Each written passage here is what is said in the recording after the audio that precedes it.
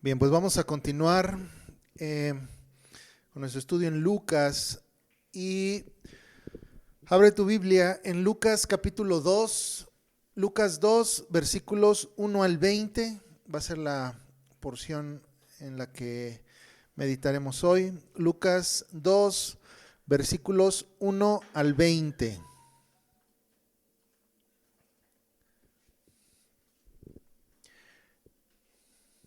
Y bueno, ya después de un mes terminamos el primer capítulo.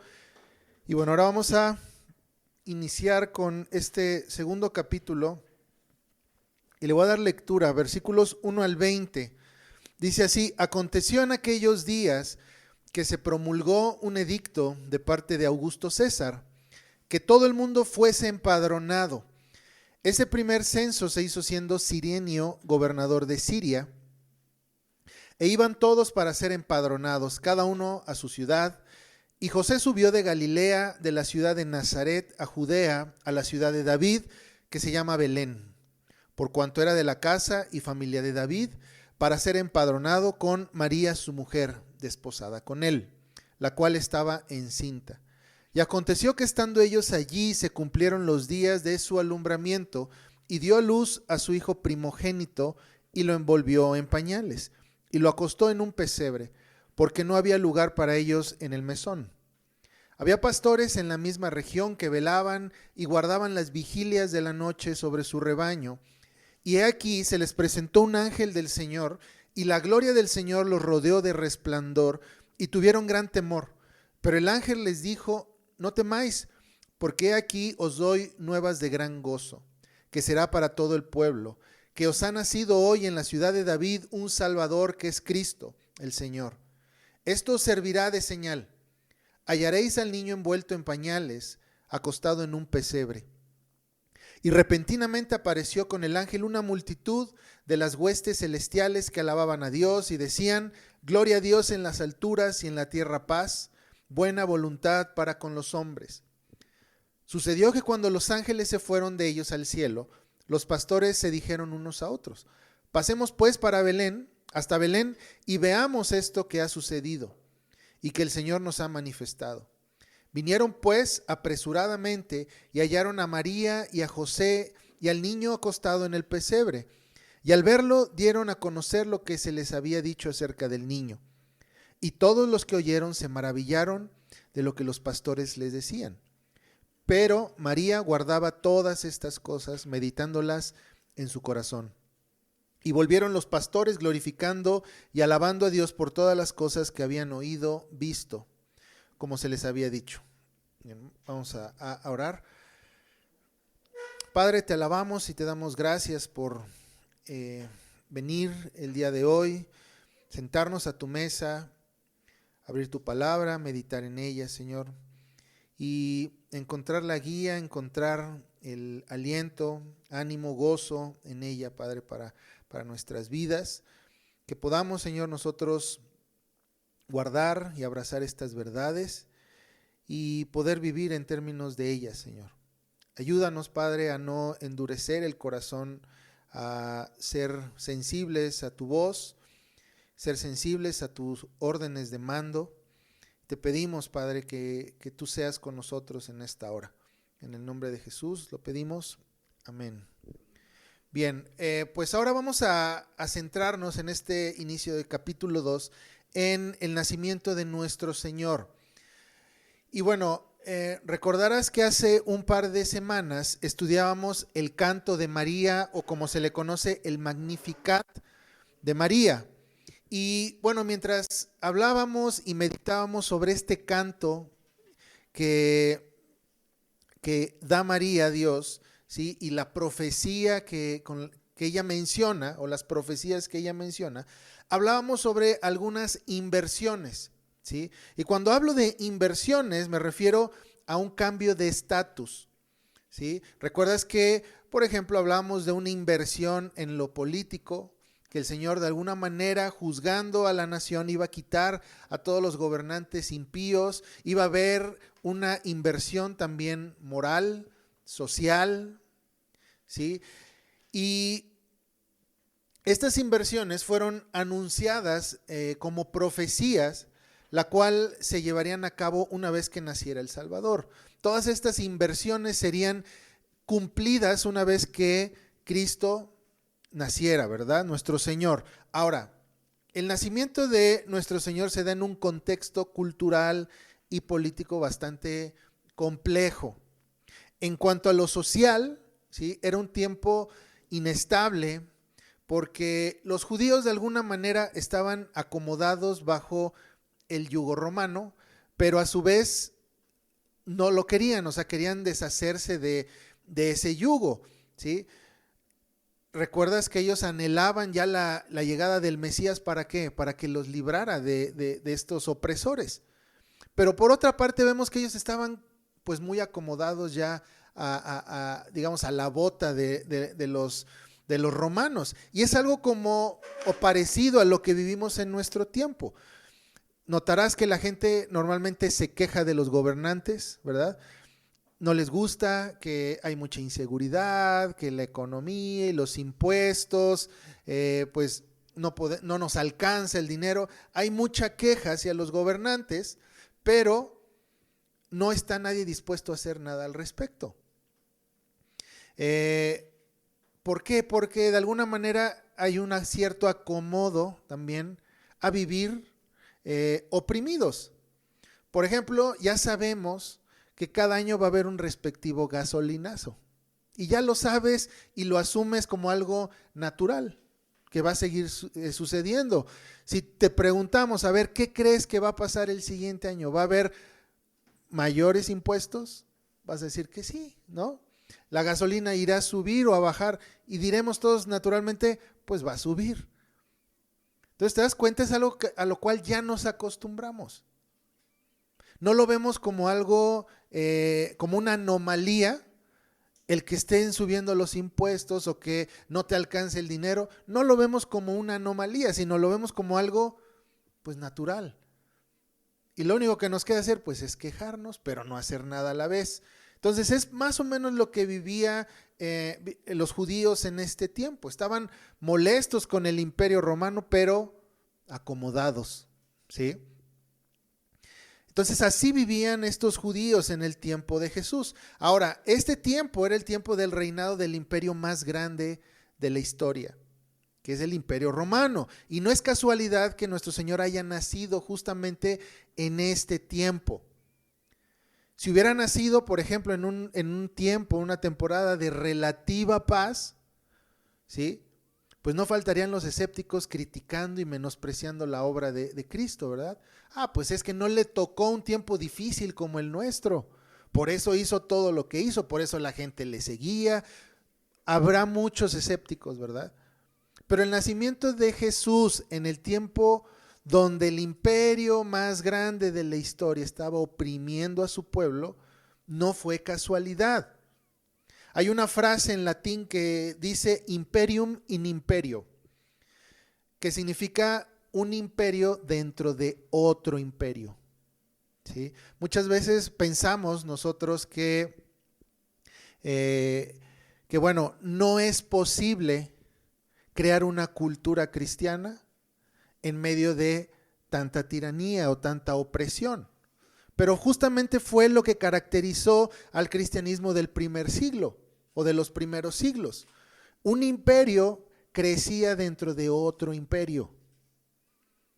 Y este imperio creciente se inauguraría con el nacimiento de el rey. Y el nacimiento de este rey se daría ¿dentro de qué?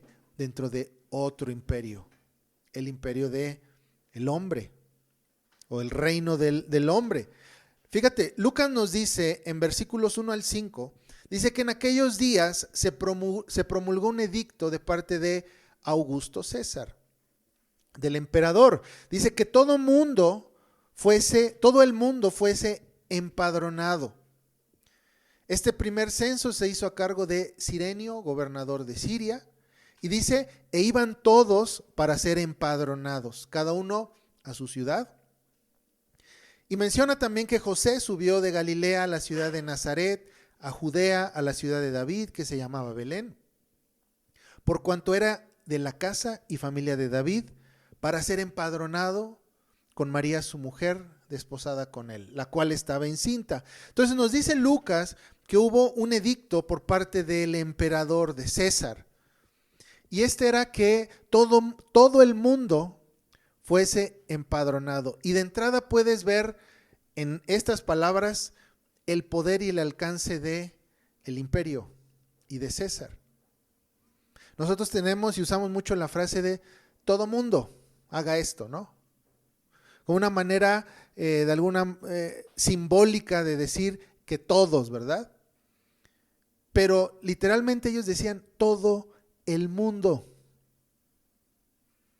O sea, todo el mundo conocido en ese tiempo tenía que ser empadronado, tenía que ser censado.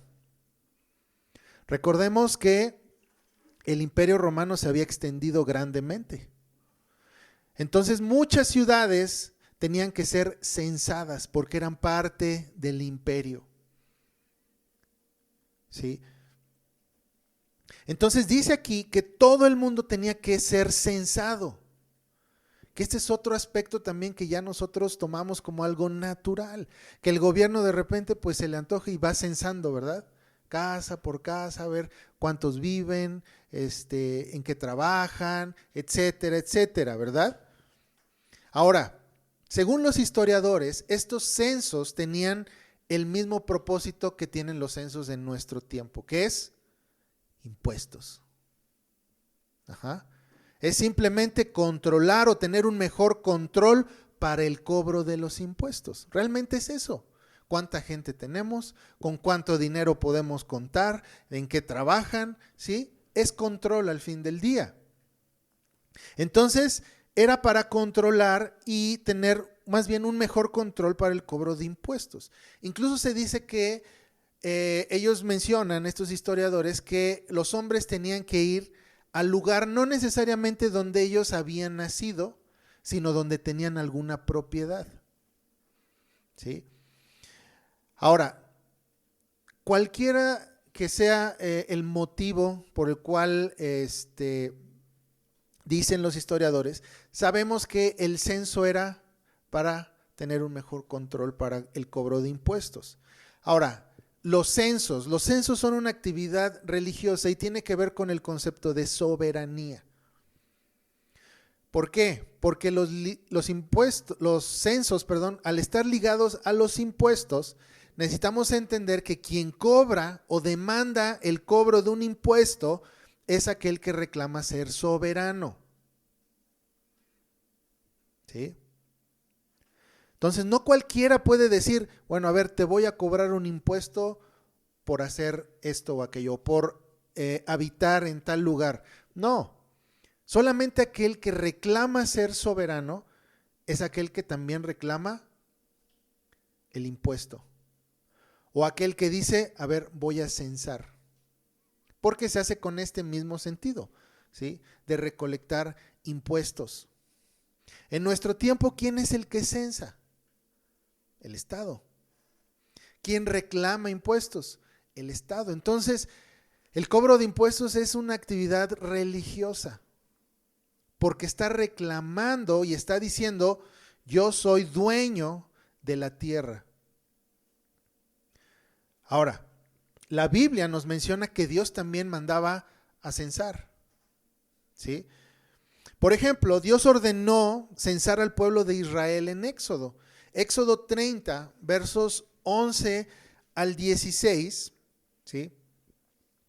Es uno de los pasajes que necesitaríamos nosotros siempre tener presentes porque nos habla de un impuesto que el Señor demandaba del pueblo. Éxodo 30, versos 11 al 16 dice así: habló también Jehová a Moisés diciendo, cuando tomes el número de los hijos de Israel conforme a la cuenta de ellos, cada uno dará a Jehová el rescate de su persona. Cuando los cuentes, para que no haya en ellos mortandad, cuando los hayas contado, esto dará todo aquel que sea contado.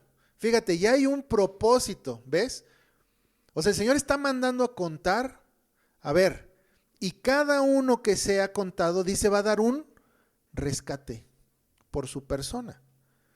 Cuando los cuentes, dice, para que no haya en ellos mortandad cuando los hayas contado. Entonces es un asunto de vida o muerte. Dice, esto dará todo aquel que sea contado. Medio ciclo conforme al ciclo del santuario. El ciclo es de 20 geras. La mitad de un ciclo será la ofrenda a Jehová. Todo el que sea contado de 20 años arriba dará la ofrenda a Jehová. Ni el rico aumentará, ni el pobre disminuirá del medio ciclo. Cuando dieren la ofrenda a Jehová para hacer expiación por vuestras personas. Entonces, este cobro iba a ser ¿para qué? Para expiación. Dice, y tomarás de los hijos de Israel el dinero de las expiaciones y lo darás para el servicio del tabernáculo de reunión y será por memorial a los hijos de Israel delante de Jehová para hacer expiación por vuestras personas. Ahora, Dios mandó a Moisés a censar al pueblo, ¿para qué? Para cobrar un impuesto. Este impuesto se le llama impuesto por cabeza o algunos mencionan per cápita, ¿sí? Este impuesto, ¿sí? Era obligatorio para todos los hombres, para todos los varones mayores de 20 años. Ajá. De 20 en adelante, ellos tenían que pagar esta cantidad. ¿Cuánto tenían que pagar? Medio ciclo. Este medio ciclo no era, bueno, tú como eres rico vas a pagar 3 ciclos o 2 ciclos. Y él como es pobre, bueno, no le alcanza ni para medio ciclo, pues que nos pague un poco menos. No, era medio ciclo parejo. Tanto el de 20 como el de 50, como el de 80, todos tenían que pagar esa cantidad. ¿Por qué? Porque tenía un propósito. El propósito, primeramente dice ahí, era expiación. Ahora, no confundamos esta palabra expiación como, bueno, es que ellos pagaban para perdón de sus pecados. No. La palabra expiación también se refiere como una especie de cubierta. Ellos quedaban cubiertos con este pago del impuesto y era para el trabajo en el santuario. Ahora, otro impuesto que marca la Biblia es el diezmo. Son 2 impuestos. El diezmo, ¿sí? Es importante también notar que representa que quien demanda el diezmo es el soberano. Entonces, cuando tú reconoces este aspecto de, ok, tengo que pagar este impuesto por cabeza, y el impuesto, o sea, el diezmo, estoy reconociendo implícitamente en este acto que Dios es el Señor. Les he mencionado muchas veces que, bueno, creo que incluso hace 1 o 2 semanas, que el gran problema de la iglesia moderna es que solamente predican a un Salvador. Predican a Jesús como el Salvador, pero no como el Señor. Y debemos entender que la predicación completa del Evangelio es que Jesús es Señor y Salvador. No solamente me rescató, no solamente me salvó, sino que también es mi Señor, es mi amo. Entonces Él como el soberano, como el Señor, tiene todo el derecho para reclamar impuestos. Y estos eran los impuestos que el Señor decía, me pertenecen, son míos.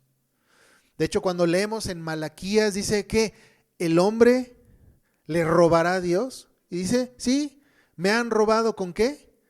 Con sus diezmos.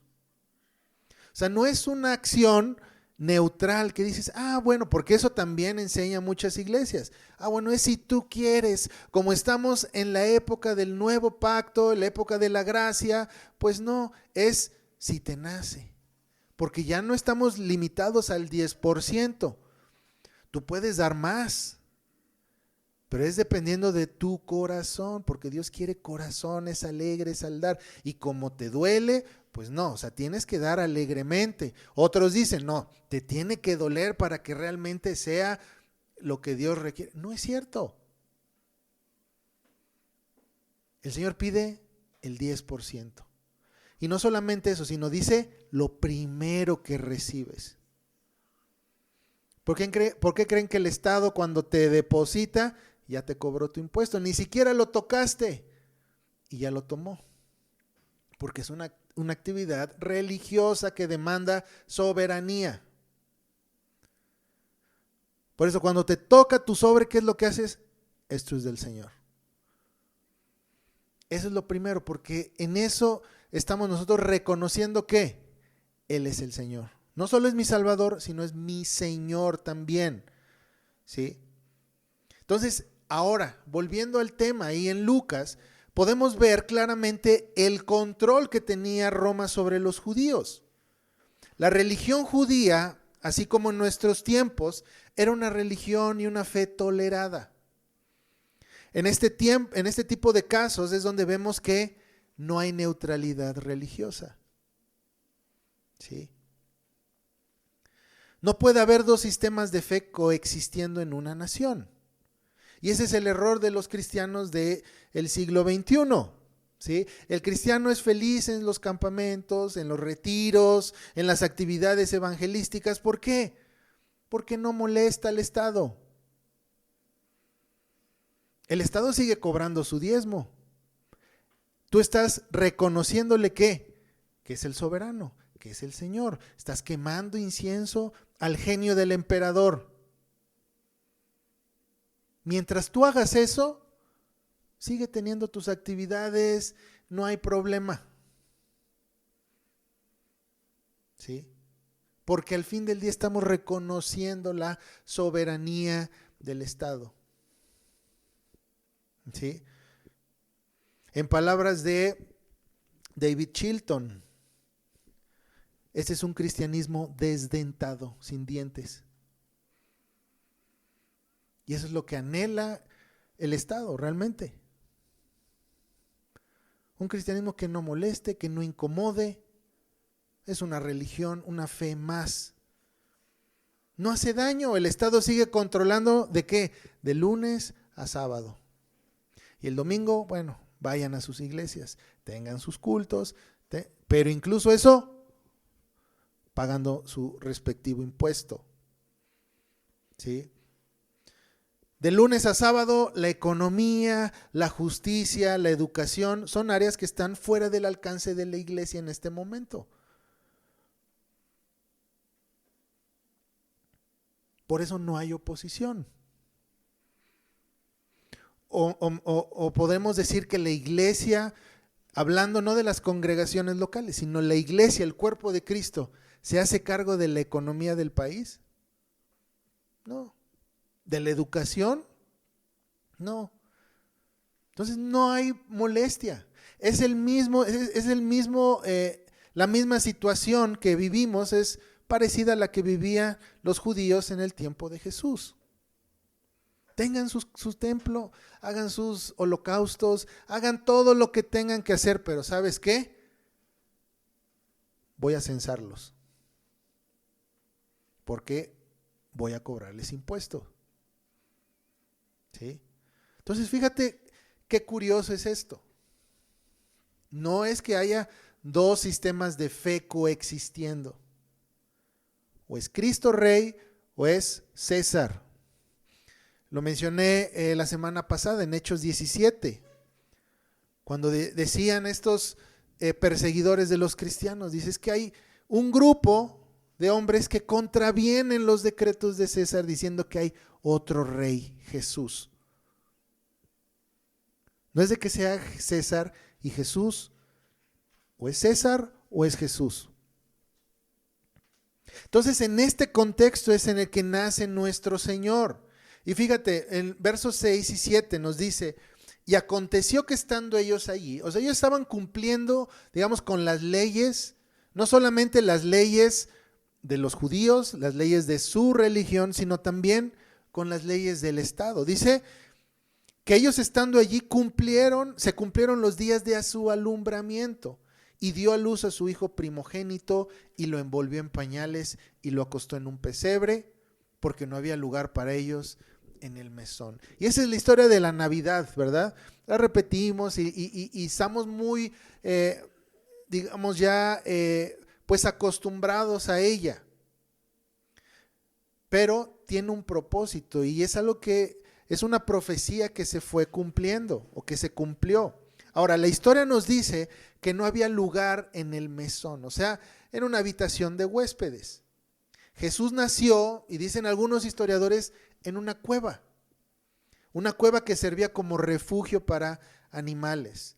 Y se nos dice que el bebé fue recostado en un pesebre, que era un cajón literalmente donde los animales comían. Ahí fue recostado nuestro Señor. Entonces, todo lo que ha sucedido es evidencia de que el plan de Dios se está llevando al pie de la letra. Incluso, fíjate, las órdenes impías, como un empadronamiento, como un censo para el cobro de impuestos, son permitidos por Dios y están sirviendo para llevar a cabo su plan desde la eternidad. Fíjate, Miqueas 5, verso 2 dice: pero tú, Belén, pequeña para estar entre las familias de Judá, de ti me saldrá el que será Señor de Israel, y sus salidas son desde el principio, desde los días de la eternidad. Ahora, Miqueas, ¿qué profetizó? Profetizó que el Salvador nacería ¿en dónde? En una pequeña ciudad. Y no fue coincidencia, ¿sí?, que incluso el perverso plan de empadronar a los judíos obró para cumplir la profecía. Y esto nos debe recordar que incluso los planes de los impíos no pueden frustrar los planes de Dios, sino que terminan trabajando a su favor. Muchas veces hay desesperanza en el corazón de los cristianos cuando dicen: y es que salió una nueva agenda ideológica y los libros de la SEP, ¿y qué van a enseñar a nuestros hijos? Y estamos como pollitos sin cabeza, ¿verdad? Espantados, ¿qué va a pasar? Y hay que recordar esto, incluso estos planes perversos van a funcionar a favor. No estoy diciendo que sean buenos, sino que incluso el hombre en su maldad termina sirviendo al Señor. Entonces tenemos que ser fieles y estar expectantes de cómo el Señor va a hacer una inversión en esto perverso que están proponiendo los gobernantes. ¿Sí? En este caso, el censo hizo que José y María se dirigieran a Belén, donde según la profecía Jesús iba a nacer. Entonces vemos cómo Dios es el gobernador de la historia. No hay nada que se escape de su control, de su poder, de su voluntad. La palabra dice que incluso nuestros cabellos están todos contados. ¿Cuánto más las órdenes de un gobernante impío? Todo trabaja para el reino. Ahora, otro aspecto importante que no debemos olvidar es la condición tan humilde en la que nació nuestro Señor. Fuera de todo sistema, Él era un rey. Los judíos esperaban a un rey y vemos que nace este rey sin trono, sin un palacio, sin un reconocimiento político, ¿verdad?, como posiblemente lo esperaban los judíos, sino que nace en una cueva, es recostado en un pesebre, sin gloria tal vez. Y esto es parte de la doctrina de la humillación de Cristo, el haber nacido hombre. Y esta condición humilde no fue azar, sino fue un plan establecido desde la eternidad. Versos 8 al 14 nos dice que había pastores en la misma región que velaban y guardaban las vigilias de la noche sobre su rebaño. Y he aquí se les presentó, dice, un ángel del Señor. Y la gloria del Señor los rodeó de resplandor y tuvieron gran temor. Pero el ángel les dijo: no temáis, porque he aquí os doy nuevas de gran gozo, que serán para todo el pueblo. Que os ha nacido hoy en la ciudad de David un Salvador, que es Cristo, el Señor. Esto os servirá de señal: hallaréis al niño envuelto en pañales, acostado en un pesebre. Y repentinamente apareció con el ángel una multitud de las huestes celestiales que alababan a Dios y decían: gloria a Dios en las alturas y en la tierra paz, buena voluntad para con los hombres. Y ahora, ese es otro aspecto que puede causar confusión a la mente natural del hombre o del hombre común. No solo el hecho de que nuestro Señor nace en una condición humilde, sin trono, sin palacio, sino que el anuncio de los ángeles o del ángel es hecho ¿a quién? ¿A los gobernantes? No, a hombres comunes y corrientes, no a los líderes de ese tiempo. Entonces vemos que el nacimiento de este rey se daba en una condición que para cualquier persona sería de, ¿en serio? ¿Por qué? Si se supone que es el rey. Él debería de nacer en un lugar bien acondicionado para un rey, dispuesto para un rey. ¿Cómo puede ser que no hay lugar para él? Pues ¿dónde lo acomodamos? ¿Dónde va a nacer? Pero vemos que así fue. Y era parte del plan, parte de la humillación de nuestro Señor, porque a su debido tiempo Él iba a ser exaltado. Ahora el ángel anuncia a hombres comunes, a hombres que dicen que estaban pastoreando, ¿sí? Pero es algo que puede confundir a la mente del hombre.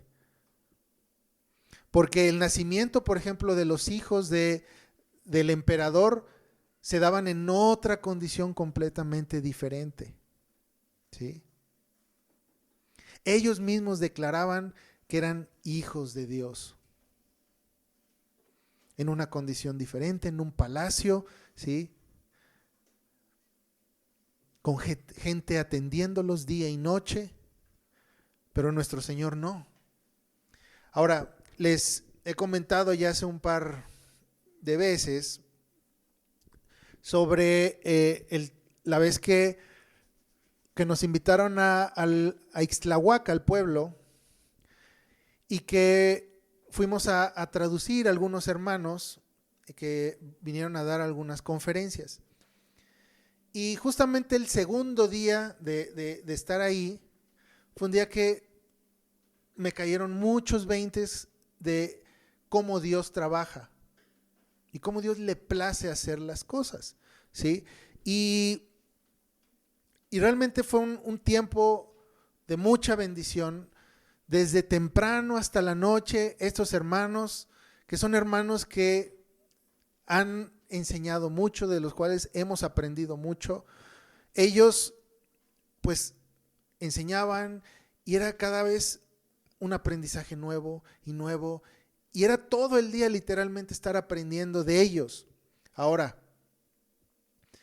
ese segundo día les he mencionado que estando en el área del estacionamiento, comencé a ver a mi alrededor y no había nada, solamente campos de siembra, ¿sí? Había una carretera muy pequeña enfrente y lo único que cruzaba ahí eran carretas jaladas por burros. Y me hacía la pregunta, ¿por qué el Señor le plació traer estos hermanos a un lugar realmente donde no hay nada? ¿Sí? Y era imposible hacer la comparación de por qué en la ciudad no vienen ellos, ¿no? O sea, ¿por qué nadie los invita? ¿Por qué no hay esta apertura para que vengan a enseñar o que instruyan como lo están haciendo aquí? En una comunidad realmente pues muy humilde, donde pues prácticamente dices, pues, ¿qué es aquí? ¿Qué hay aquí? Pero a Dios le plació traer a estos hermanos y que enseñaran, y con todo el gozo ellos siguieran instruyéndonos día y noche. Literalmente era todo el día. Pero el Señor le plació hacer eso. Él trabaja de esa manera. Uno hubiera pensado, bueno, pues ellos están acostumbrados a otro tipo de conferencias. Los he visto en otras conferencias donde tienen pues las comodidades que tiene un gran conferencista, ¿sí? Un auditorio grande, ¿sí? Aire acondicionado, el mejor equipo de sonido. Ellos están acostumbrados a eso. Un hotel. Pero aquí no. Pero ellos lo hacían con gran gozo y dije, así el Señor le place hacerlo. Él quiere comenzar su obra, Él quiere instruir a la gente de este lugar.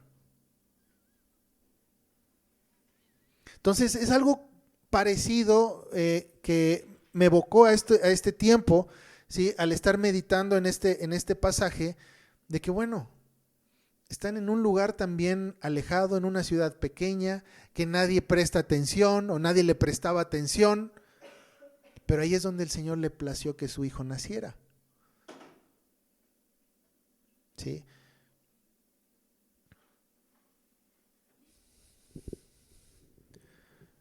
La expectativa del hombre común sería pues que nazca como el hijo del rey, ¿verdad? Como el rey, como nacen los reyes de todas las demás naciones.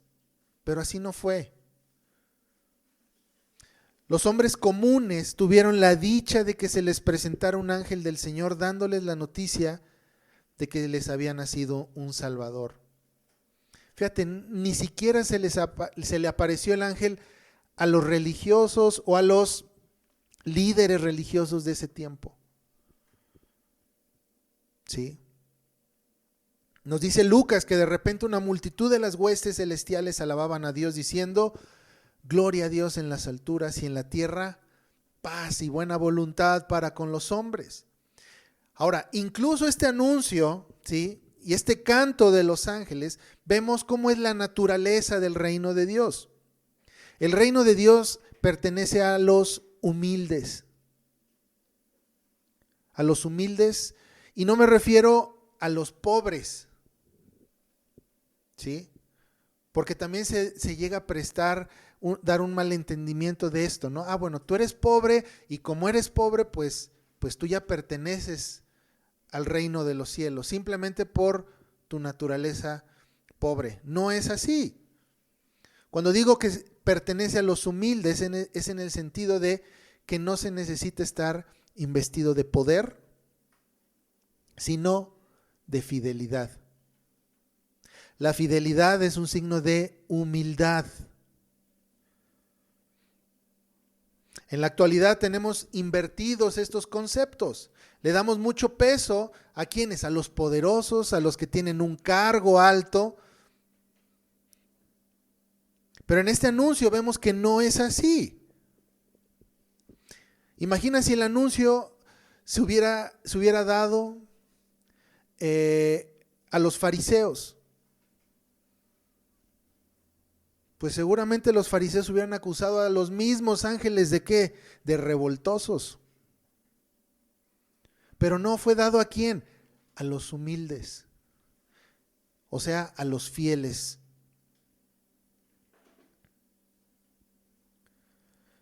A Dios le plació anunciar el nacimiento de su hijo a un grupo de pastores. ¿Sí? Su hijo sería llamado más tarde el gran pastor y no el gran maestro, ¿verdad?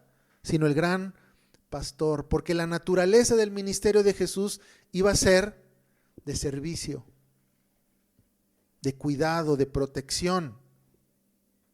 La alabanza de los ángeles declaraba: gloria a Dios en las alturas y en la tierra, paz y buena voluntad para con los hombres. Y ahora es interesante notar que mientras los gobernantes, o sea, ver este paralelo, que mientras los gobernantes de la tierra estaban censando, ¿para qué? Para poder oprimir más al pueblo o a los hombres con impuestos, las huestes celestiales anunciaban paz y buena voluntad para los hombres. ¿Ves? Este paralelo de cómo, por un lado, el reino de los hombres es dominación, es opresión, es robo, y por el otro lado, el anuncio era paz y buena voluntad para los hombres. Dios, a diferencia de los gobernantes impíos, no les estaba oprimiendo ni quitando del fruto de su trabajo, sino Él estaba entregando a su Hijo. ¿Sí notas la diferencia? El reino o los hombres que hacían, te quitaban, te robo. Y el Señor dice, aquí está mi Hijo. Buena voluntad. Normalmente cuando esta frase se ocupaba de, bueno, viene en buena voluntad, en son de paz, ¿sí? Normalmente se traía acompañado este mensaje con un presente. Mira, vengo con buena voluntad.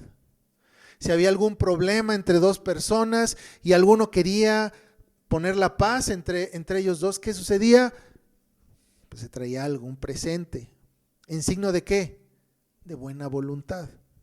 En este caso, el anuncio de esta buena voluntad y paz era el ofrecimiento de Jesucristo.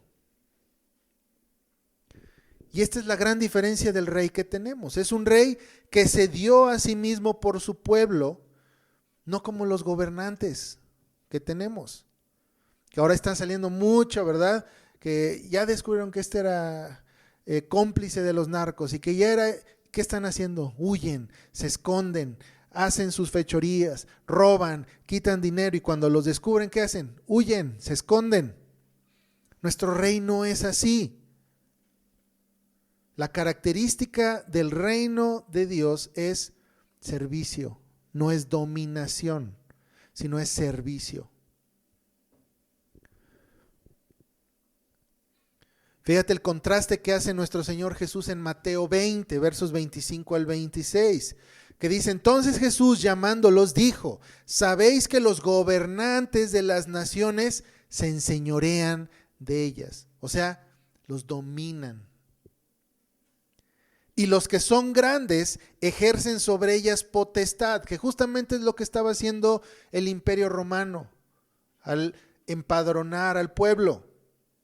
Pero dice Jesús, mas entre vosotros no será así, sino el que quiera hacerse grande entre vosotros será vuestro servidor. Esa es la característica del reino de Dios. Por eso mencioné que el reino de Dios pertenece a los humildes. Aquellos que se someten y se sujetan a las autoridades. Cuando tú ves a una persona que se sujeta a la autoridad de alguien, estás viendo a una persona humilde. Puede saber más, puede tener más habilidades, puede tener mucho más conocimiento, pero el simple hecho de decir, me sujeto a tu autoridad, habla de qué? De humildad.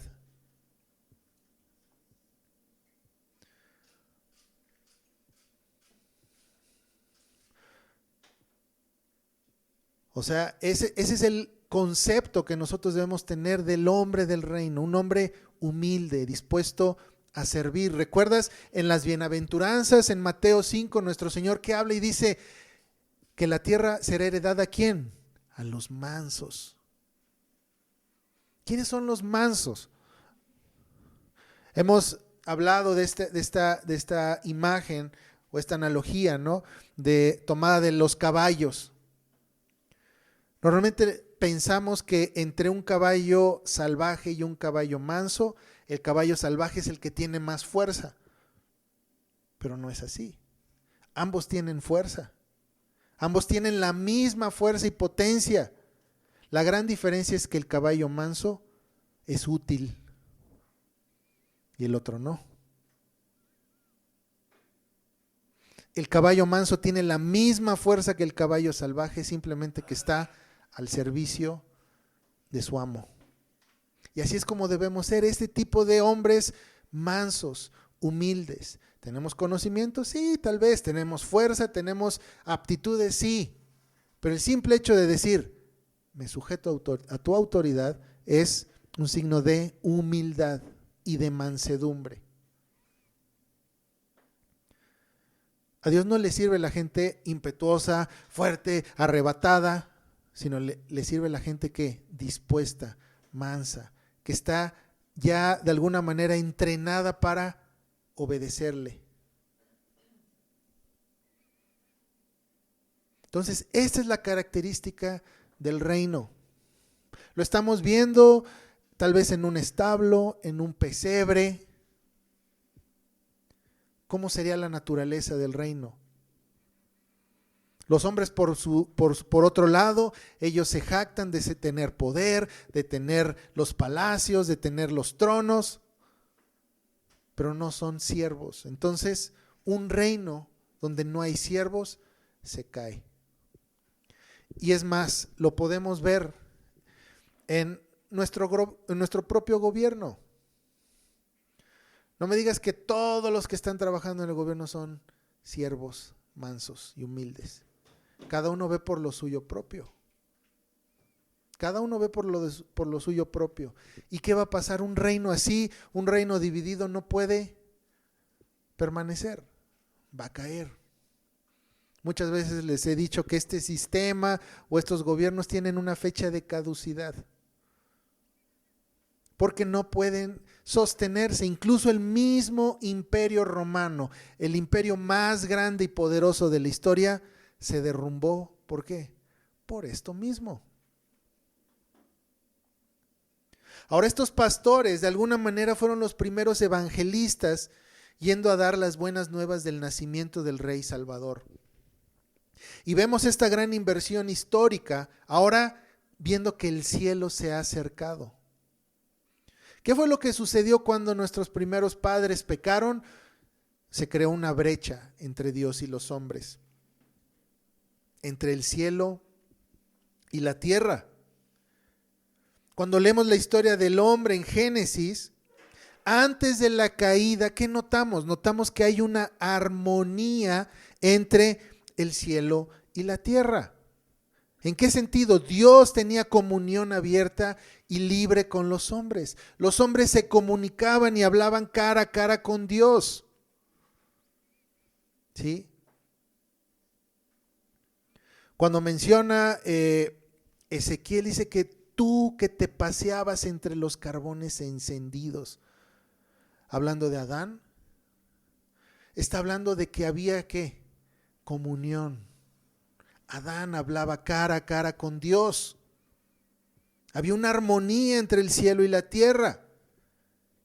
El hombre no se avergonzaba delante de Dios. Esta armonía se perdió por el pecado. Sin embargo, Jesús da el paso para poder restablecer esta armonía nuevamente. ¿Recuerdas que hubo un silencio de 400 años entre el último libro del Antiguo Testamento y el Nuevo Pacto? ¿Recuerdas de eso? Hubo un tiempo de silencio por parte de Dios, pero ahora con el nacimiento de nuestro Señor Jesús, empezamos a ver cómo esta historia se empieza a cambiar, empieza a ver nuevamente esta reconciliación entre el cielo y la tierra. ¿Cómo? Con aparición de ángeles. Desde que el primer capítulo de este evangelio de Lucas, ¿qué es lo que vemos? ¿Qué es lo sorprendente de ese primer capítulo? La aparición de Gabriel el ángel. Primeramente a Zacarías, luego a María, ¿verdad? Y ahora vemos ángeles y huestes celestiales apareciéndose a pastores, a hombres comunes. ¿Sí?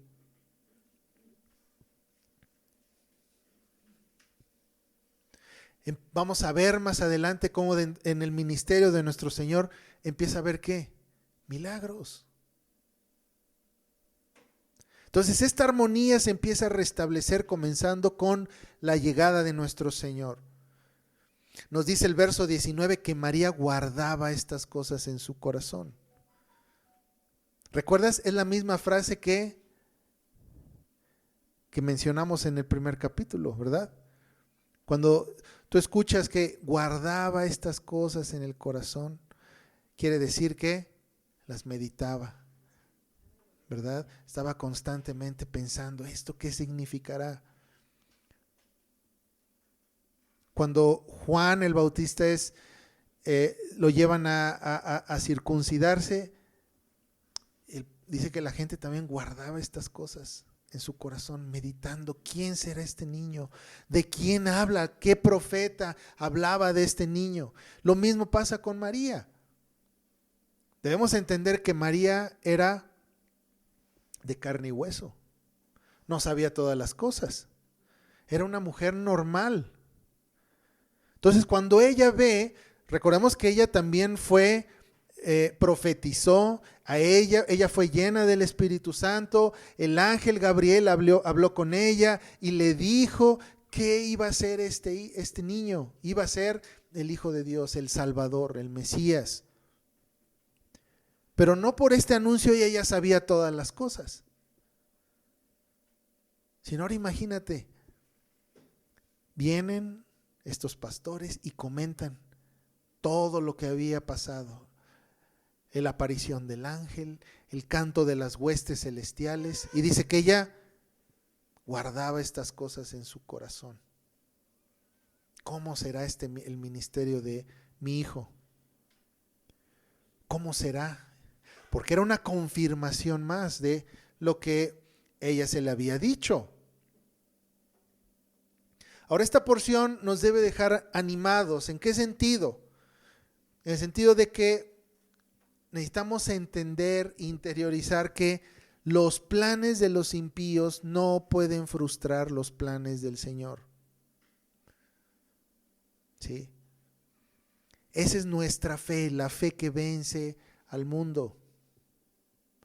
Podemos ver con nuestros sentidos que pues el humanismo avanza y las instituciones parece que tienen mayor control, ¿sí? Cada vez nos alcanza menos, ¿verdad? Tenemos que pagar esto, pagar aquello, cumplir con lo que requiere el Estado y no podemos movernos casi.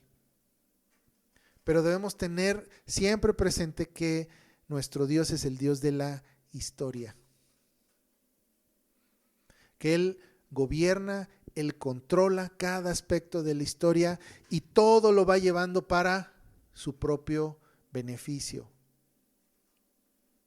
Incluso los planes de los impíos, los planes perversos, todos ellos funcionarán para el avance del reino. Es algo que nos debe de traer mucha tranquilidad y ánimo. ¿Qué es lo que nos toca hacer? Ser fieles con lo que tenemos. Nosotros no somos los agentes que cambian la historia. Somos aquellos que somos fieles con lo que tenemos en las manos. Quien cambia la historia, el curso de la historia, es el Señor. ¿Sí? No debemos desanimarnos si nuestros sentidos no ven el avance del reino. Porque recuerda que a Dios le place confundir a los poderosos a través de los pequeños comienzos, de los comienzos sencillos e incluso los comienzos que no podemos percibir algunas veces. ¿Sí? Alguien hacía esta analogía del avance del reino de Dios como la caída de la nieve en una montaña. ¿Sí? Cuando va cayendo la nieve, pues es casi, pues muy sutil, ¿verdad? Su caída, pues no te va a revolcar, sino incluso pudieras pensar que, pues es casi imperceptible, ¿verdad? Pero a ver, deténla, no se puede. Así es el avance del reino de Dios, son pequeños comienzos, pequeñas acciones, ¿sí? Comienzos sencillos. ¿Qué es lo que tanto hemos criticado? Es que necesitamos unas nuevas leyes, necesitamos reformar las leyes, necesitamos a los gobernantes ahí en la presidencia, en el Senado, para que, bueno, sí sirve para de alguna manera frenar un poco, ¿verdad?, la maldad de los hombres. Pero el reino de Dios va avanzando y va avanzando con estos pequeños comienzos. Así es como el Señor trabaja. Así es como confunde a los poderosos. Los poderosos piensan que, bueno, necesitas establecer instituciones, necesitas mucha gente que te siga, ¿verdad? Muchos votantes para poder hacer un cambio. Pero no, el avance del reino se da con estos pequeños comienzos, siendo fiel con lo que tienes en la mano. Tienes algo muy grande, que bueno, trabaja y sé fiel con eso. Tienes algo pequeño en tus manos, qué bueno, trabaja y sé fiel con eso. Recuerda, el reino no es de los poderosos, sino de los fieles, de los mansos, de los humildes. ¿Sí? Ese es el reino de Dios. El reino les pertenece a ellos. Y a su debido tiempo Dios va a exaltar y va a premiar la fidelidad, la mansedumbre y la humildad. Bien, pues vamos a orar. Señor, te damos gracias por tu palabra que no cambia, que es infalible, Señor, y que podemos descansar en lo que tú hablas a través de ella, Señor, porque podemos reconocer en este pasaje la naturaleza de tu reino, que es un reino de paz, es un reino de gozo, y que en este reino, Señor, habitan los humildes, los fieles, Señor. Ayúdanos a ser estos humildes y fieles, Señor, mansos, que estamos dispuestos a trabajar para ti, que estamos dispuestos, Señor, a dejar cosas por ti, Señor, porque tú sigas estableciendo tu cultura en la tierra, Padre. Ayúdanos a ser fieles con lo poco que tenemos en nuestras manos, a no envanecernos, Señor, a no caer en la mentira de que necesitamos poder o fuerza, Señor, para poder servirte, Padre, sino que la fidelidad es lo que tú bendices y tú prosperas, Señor. Gracias, Padre, porque podemos descansar también en el hecho de que, aunque vivimos en medio de una generación rebelde, idólatra, Señor, y que estamos bajo el yugo de gobiernos que oprimen y que no te reconocen como el soberano, Señor, aún así sabemos que todos los decretos que ellos pueden dar, que pueden pronunciar, Señor, son decretos que al fin del día terminarán, Señor, obrando para el beneficio de tu reino y para el avance del mismo, Señor. Ayúdanos a entender esto, a confiar en estos, Padre, sabiendo que tú eres el rey, el gobernador de la historia, Señor, y que no hay nada que se sale de tu soberana voluntad. Gracias, Padre, haznos hombres, mujeres fieles a ti y al pacto, Señor, y que podamos servirte con integridad, con fidelidad, Padre. En el nombre de Jesús te lo pedimos. Amén.